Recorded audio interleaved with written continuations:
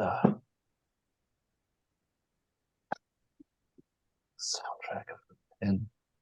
You were reaching. You heard. Always I'm gonna go smoke a weed. I would also smoke a weed, but I don't want to be on camera. Cowards.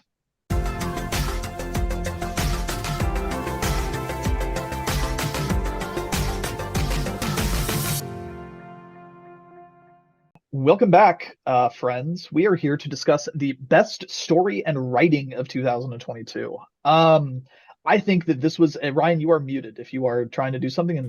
Some would say the soundtrack of the pen. Some would say the soundtrack of the pen. No one would say that.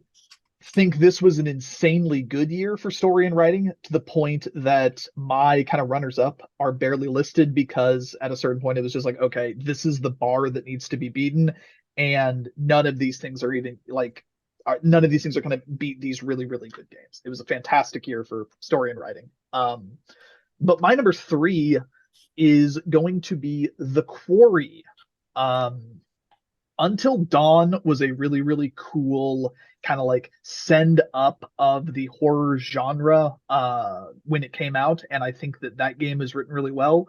And while The Quarry, by the same developers, this is from Supermassive Games, who also do like the Dark Pictures games, The Quarry is more of a straight up just kind of teen horror type thing as opposed to a genre send up, and it's done really, really, really well. All of the characters in it are super, super well done. Like, yes, it is archetypal to the genre, a lot of the things they're doing, but it's still very, very compelling.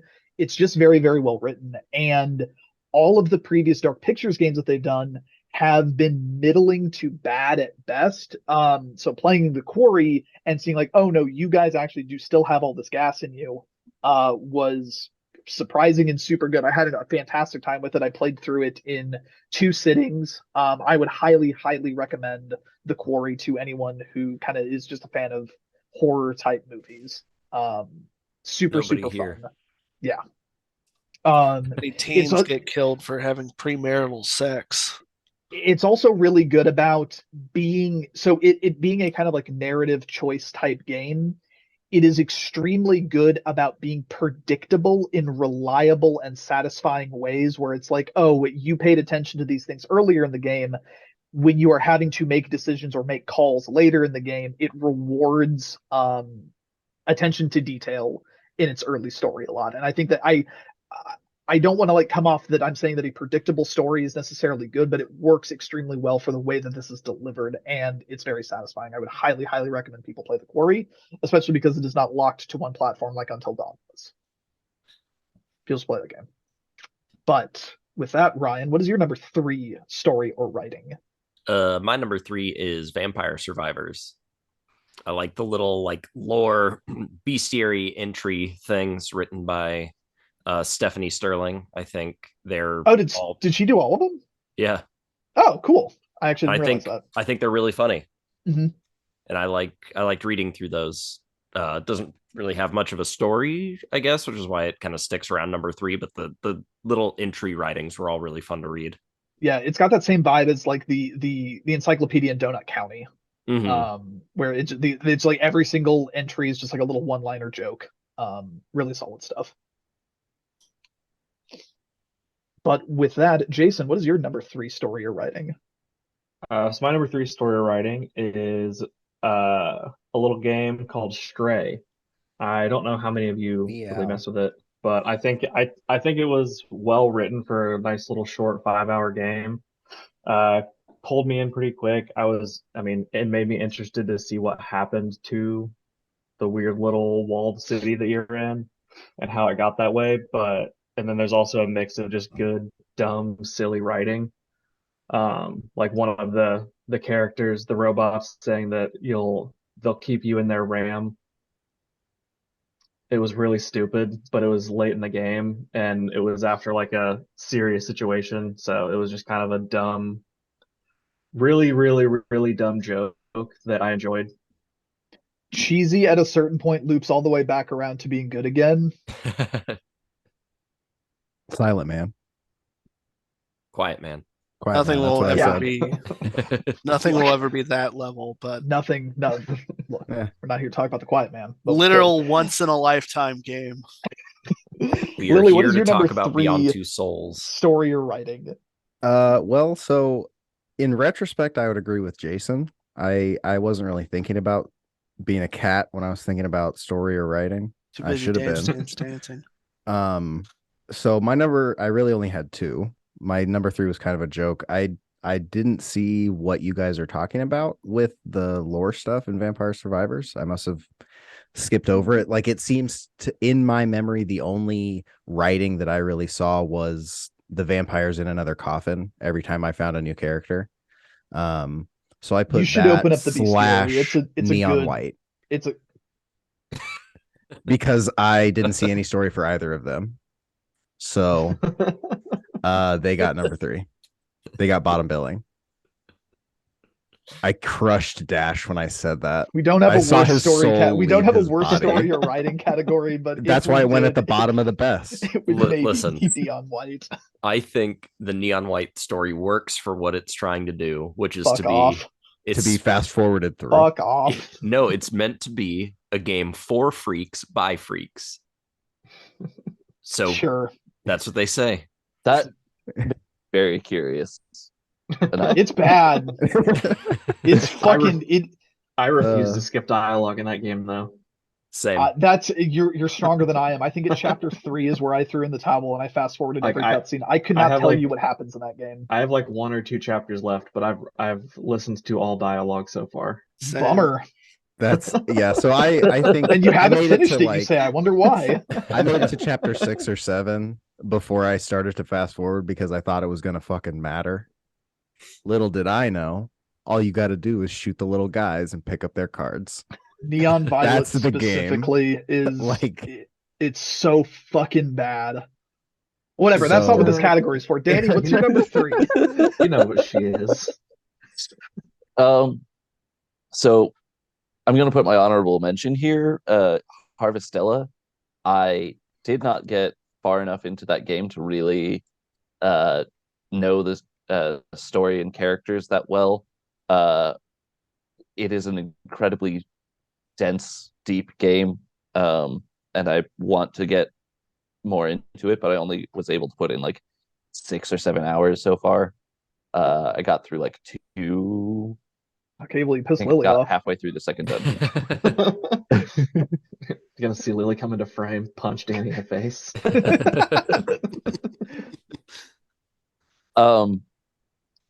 So just kind of like putting Harvestella there, of like it probably would have made this list if I had been able to put more time in with it. For my actual number 3, I think I'm going to go with Elden Ring. Yeah. Yeah. I have not finished Elden Ring. I started playing it later than everyone else.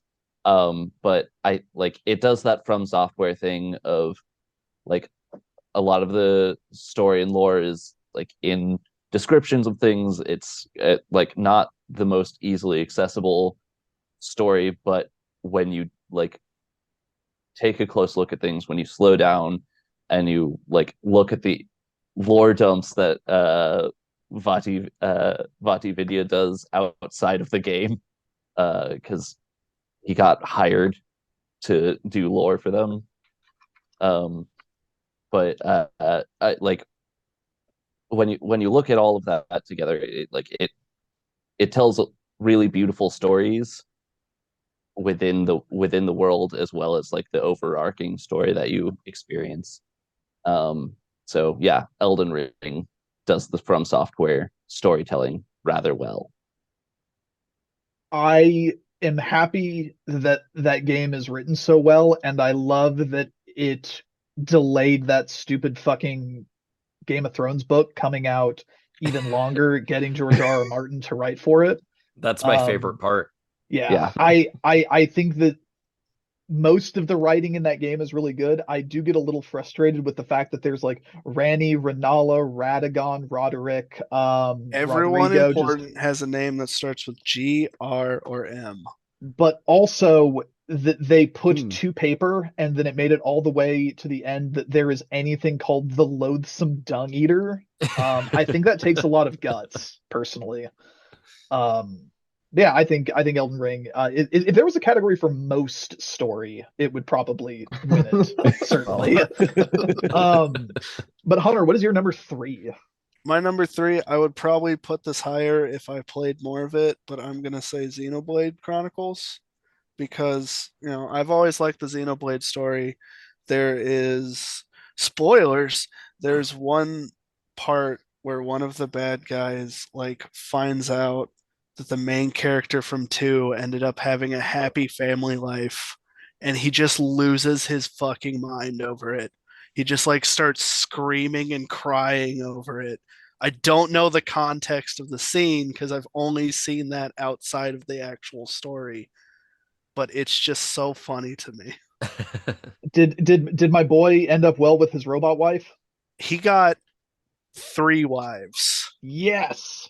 All robots. 2 of them are robots. One is a Welsh cat girl. Fuck yeah. Well, he's doing well for himself. But yeah, there's like a picture of him with all of his friends, and there's his 3 wives, and they're all holding babies, and everyone looks happy. And this bad guy just loses his mind over it. Nice. Well, with that, I will go to my number 2. And I think when you are doing a walking simulator, you really need to fall on your writing really, really hard. Like, you have to have good writing for this game to be good. And I like the original one quite a bit. But my number 2 is Stanley Parable Ultra Deluxe. That's my number 2 too. 2. While the first one is like a very solid meditation on what it means to have choice in a video game, this is an extremely good meditation on what it means to have a sequel to a video game.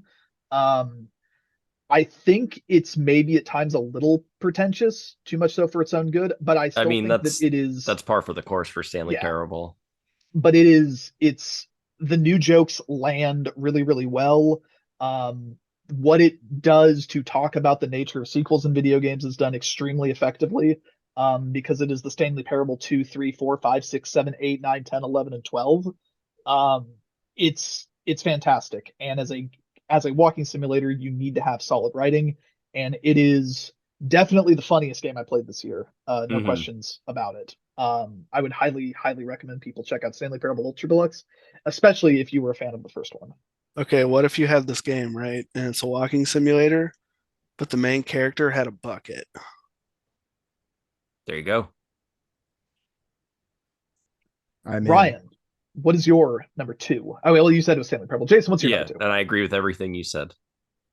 Yeah, me too. No, that was not my choice. I'm being forced.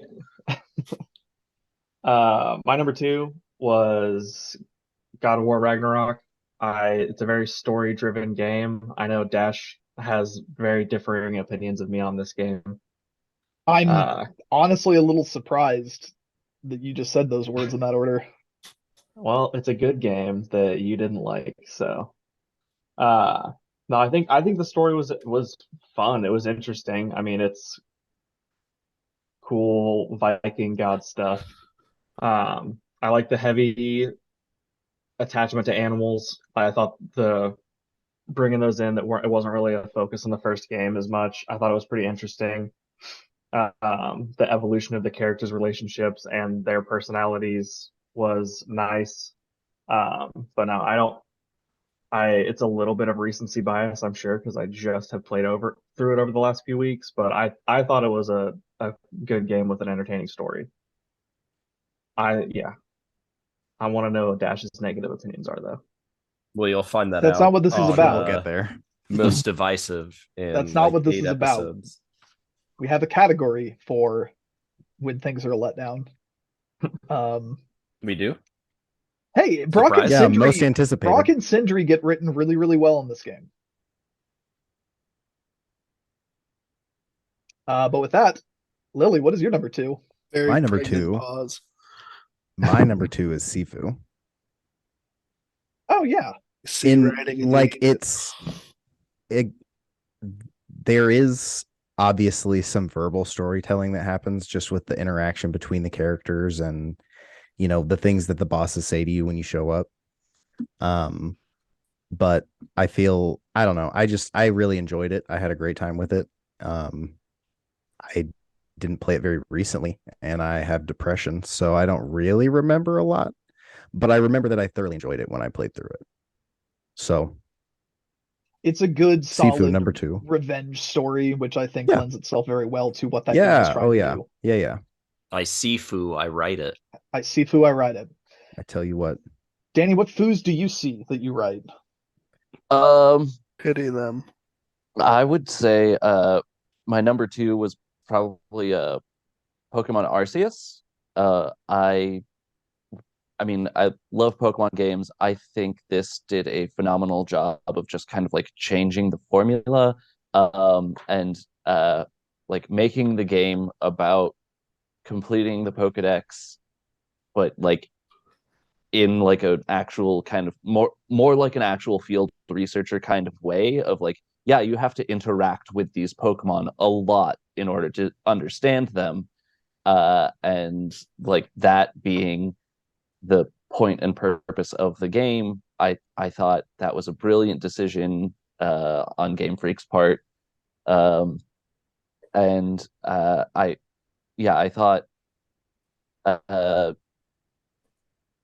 I was not annoyed with the sort of like story progression in the game as I frequently am with Pokemon games. And I thought they had actually a number of characters that I enjoyed, and which, like, again, like Pokemon, like I love it, but these are things that in the mainline games I get frustrated with. I find the writing kind of tiresome most of the time, but I think Arceus did a lot to kind of walk away from some of the more tired tropes from the mainline Pokemon games. So yeah, Pokemon Arceus is my number 2. I think reframing the Pokemon journey as that of like a researcher, it does so much for the formula, and it takes a lot of the very mundane, boring video game ass tasks of like, oh, catch 10 of these or do 20 interactions with it. It makes it make sense from a researcher perspective because you're trying to get like, oh, let me just observe these things, get a bunch of data on them. Like, it's so much, it feels so much better than like the normal, oh, I'm just going through these gyms to become the best like Pokemon trainer. Making it be a thing from a researcher, Absolutely, it helps so much. It made those gameplay loops fun. Like like they could have been very tedious, but like giving them legitimate purpose made that game. It made it fun. Plus, like just helping the villagers out, the side quests, they were like, yeah, no, it makes sense that all of these people are terrified of these powerful monsters with magic abilities. Yeah. It made Pokemon make sense. Yeah, they made a lot of really good choices with it. Hunter, what is your number 2? My number 2 is Power Wash Simulator. Okay. He just makes a mockery of this. No. No, I've heard very good things. Each like before each job, there's like a little text of explaining who wants you to clean what or what's going on, and as you're starting to clean, they like text you every so often, and they say some wild shit. Yeah, they say some weird shit. Like there's one mission where the mayor hires you to clean his boat, and he's like, oh, I'm not going to take this boat and take a bunch of money and escape town. That's just, why would you say that? That's ridiculous. International waters. And there's one where you're like cleaning this old couple's home, and like whenever the old man texts you, it's in all caps. It's just little details like that. Like every so often someone will mention that the mayor's cat is missing, and you can actually see the cat in the background on certain levels, but you can't actually interact with it. And you actually end up saving the entire city because what happens is you get this one job to clean a van, but when you get there, it looks like a scene where a spaceship has crashed in a movie, but there's just a van sitting at the end of the crash site until you get close enough to where it turns into a UFO.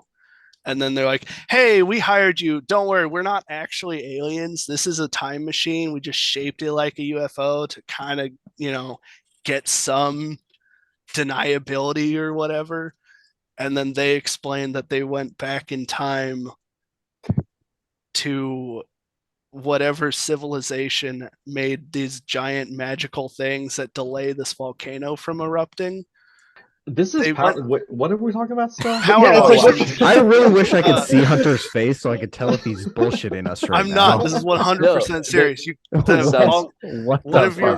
One of your friends is at a volcano and he's like, "Oh my god, it's gonna erupt. We don't have time. Everyone in town is gonna die." As you're just like gently hosing down this ancient statue, and then when you finish it like shoots this giant beam towards the volcano that delays the eruption, and your friend texts like, I don't know what happened, but we have time to evacuate now. And then there's the crash thing where there's like, yeah, we're time travelers, we're just trying to figure out what happened. Is this Fraud Fractions 5? I didn't realize this was a game I needed to focus on finishing. You finished I got through like half of it, I feel like, but you get to the time machine, like, yeah, we're trying to figure out what happened. There was an apocalyptic event where a volcano erupted and it just started this horrible chain of like the Ring of Fire all erupted after this. So we're trying to figure out what happened before we essentially went to a Dark Ages. And then you finish that, and your last mission is you're cleaning this big used to be underwater temple that just recently resurfaced. And as you're doing it, there's like murals on the wall of what looks like people power washing things that you did. Your eyes are so wide. And like, I really thought this game was just power washing. You mouth, I guess. You finish cleaning the temple, but there's still a little bit left. And then all of a sudden, like this big jet that you cleaned earlier flies by and drops a diamond on top of the temple that you have to clean. And then once you finish that, the diamond starts shooting a beam towards the volcano. The jet comes back in, but then the UFO time machine intercepts them and shoots them down. And then they send you things like, hey, it turns out that rich billionaire guy for the jet you cleaned, he actually would end up detonating the volcano, which would kill all these people. So we went back in time to the civilization to kind of get them to start worshiping power washers. So that way they would make sure this would all happen so we could prevent it. Wonderful. And then it starts playing the ending cutscene where you're just walking back to your van and you open it up and you like move some stuff out of the way, and there's the mayor's cat. It gave birth in the back of your van. Well, I guess I gotta finish it. I'm gonna fucking follow that. What the fuck? That game's, I just looked it up. That game's main story is over 30 hours long.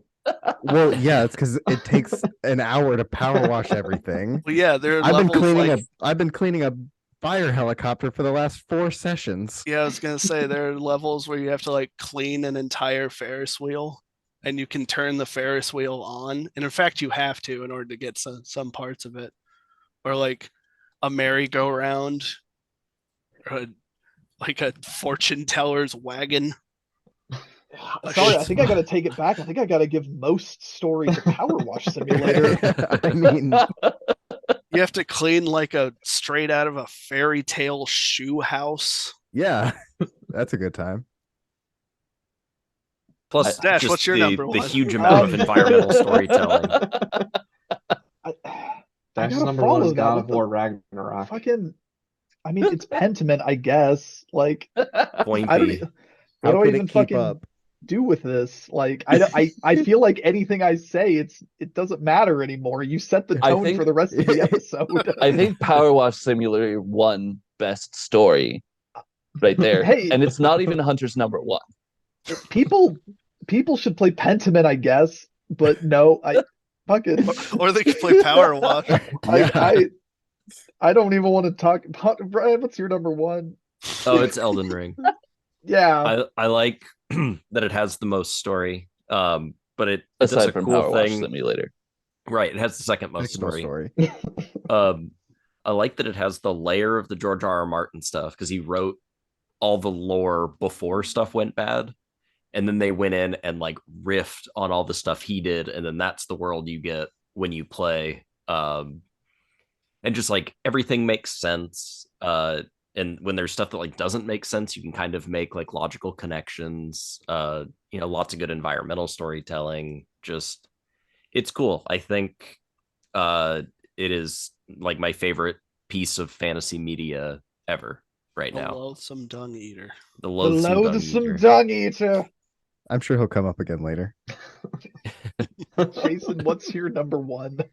My number one's also Elden Ring. I did prematurely give it the most story award. But no, there's just so much to it. It's an amazing world that was created. Way too many characters and side quests to see a fraction of everything if you're a normal person. But yeah, I think all of the characters were interesting. The naming was frustrating, so that was some worst story, and writing. Because yeah, Make you pay everyone has attention. the same fucking name. What's confusing about Renala, Rhaenyra, and the others?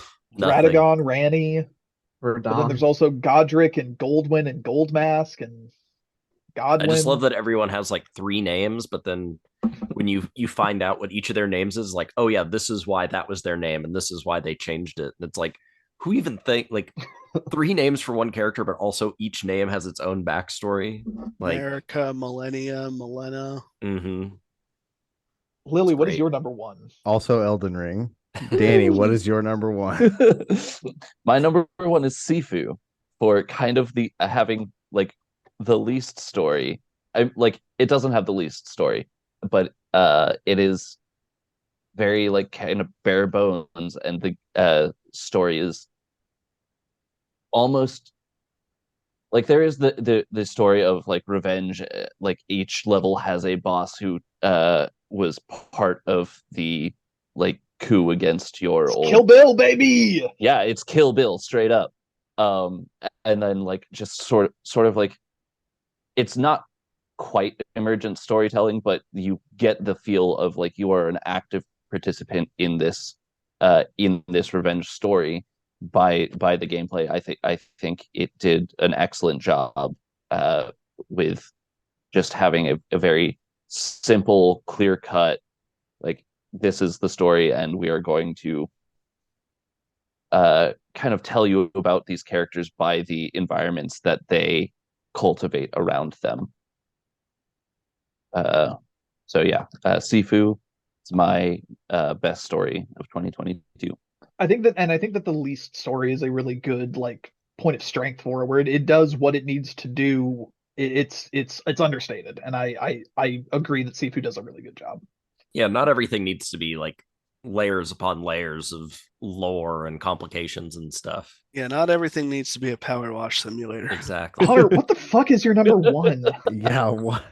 Unironically, Neon White. Oh. Like the second in like the first level where you're talking to Neon Yellow and he says, and I quote, "You were my Sasuke, man. The darkness to my light." I cringed so hard I wanted to die, and then was also immediately invested. There are 2 games that that were released in the year of our Lord 2022 that bring up John Cena. Neon White is one of those 2 games. It's true. Was the other one WWE 2K? Yes. It is. Yeah, okay, whatever. See you guys next time. I don't know, Dash. You started category. Skipping it immediately. It sucks You don't know. so bad. Like I mean I guess I can't do secondhand embarrassment well. Oh, so, I think it's cringy in the fun way. I think I can agree it's cringy. I just can't do it. I think it is. I think it's good in the sense that everything these days is coded in who knows how many levels of irony, and then this is just purely awful. Like it's earnest. It's it's challenging earnest in you. it's earnest in how badly you want to start skipping it, but it's just also so engaging because of that. So Hunter is pulling with his best story. My best visuals of what was it, 2017 with Ace Combat 7. With the dog? With the dog? The JPEG dog? No, with the fact that it made me not able to stand up. Oh, right, the VR. Well, congratulations to the best worst story. Or if I could, I'm gonna do a quick shout out to Citizen Sleeper, which is just a really good cyberpunk story. Would highly recommend people check that out. Does anyone else have any other quick shout outs? It is a port, so I didn't include it in my list, but Persona 5 Royal. Fuck off. You do it for every fucking category. I will. I spend 140 hours on that game. Jesus. However, in our rules, it does say remasters and ports can be in any category. The Tony Hawk clause. Fucking Christ. Whatever. Just, I mean, it's there in the rules. I'm bringing this one Nothing to in the rule book that says a Joker can't Close play it out, Ryder. Dash. Close it out. While we're talking about remasters and ports, our next category is going to be the best remaster port. So we'll see you then. This should be quick.